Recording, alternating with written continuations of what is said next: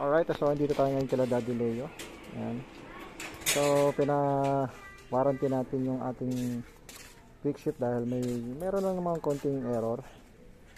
So, since kasi nung disgrasya ako tsaka na-stuck sa bahay. So, papa-check natin dahil baka nagkaroon problema sa sensor. So, yun. Yun ang kinaganda dito kay Daddy Leo dahil sa may warranty. And of course, balita ako maglalabas doon sa ng version 3 na mas pinaganda, mas pinalinis yung gawa. So abangan nyo dito sa channel ko. So right of now, wala mo na akong pinagagalaw dahil hindi pa ako fully recovered. Ayan, wala pa akong ganun konti. Ayan. So yun, therapy na lang ang kulang. So, wala pa ako masyadong pinapagalaw dito. Kailangan ko lang yung quick ship para hindi ako masyado nagka-clutch pagka so far kaya din naman. Ayan. So yung NK400 DBC, papaschedule niya ng papagawa. So first ever NK400 na magkakaroon ng quick ship kung DC breezy lang. So yun, kakabitan niya ni Daddy Leo ng version 3 o yung mas maganda, mas pinalinis saka mas pinatibay na pero ito may warranty pa rin naman. Pag nagpakabit kayo sa kanya ng quick ship, may warranty. So yun, connect niya yung motherboard. I-blurred ko na lang kasi confidential. Ayun yung motherboard, confidential yan. Okay naman siya. So yung sensor lang yung kasi nung na-accident ako, pati yung ko bumalik ko din yun pero matibay, hindi siya naputol. Bali yung mismong sungkitan lang bumaluktot.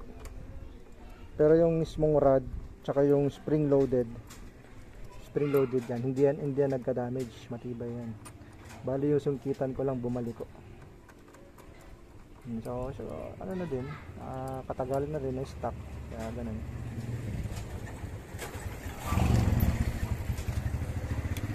So buo naman daw yung natin, buo yung module natin. Yung sensor medyo nagma-malfunction lang, so ina-align lang ni Daddy, ini-fix niya lang para tumatapat siya dun. Ayan, narinig niyo ba? Ayan, yung click na yan, ibig sabihin nag-i-engage na. So ayan, ganyan nag-aano yung niya. Ganyan yung working ng niya. So yun, buo pala. Diba? Tibay. Na-stock ko lang kasi ng 6 months guys, kaya ganoon naman talaga pag ang isang bagay hindi nagagamit, kailangan mo ta rin ipa-maintenance para so for all goods naman siya. Ayan. So yung lang, yung meet up lang ng kanyang sensor, yung pagti-triggered. I-adjust ko lang. So wala siyang problema. And pakita ko na lang din ang collector's items ni Daddy Leo. Ayan,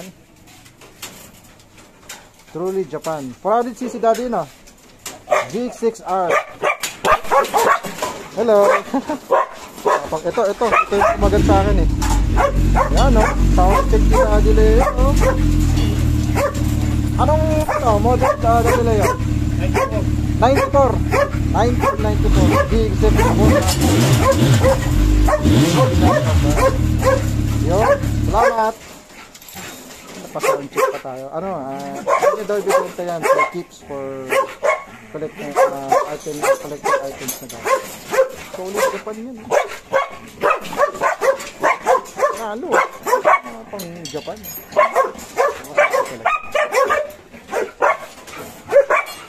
Meron pa siya ditong isang motor. Ayan, ito naman ito Honda ata ito Ibang motor to.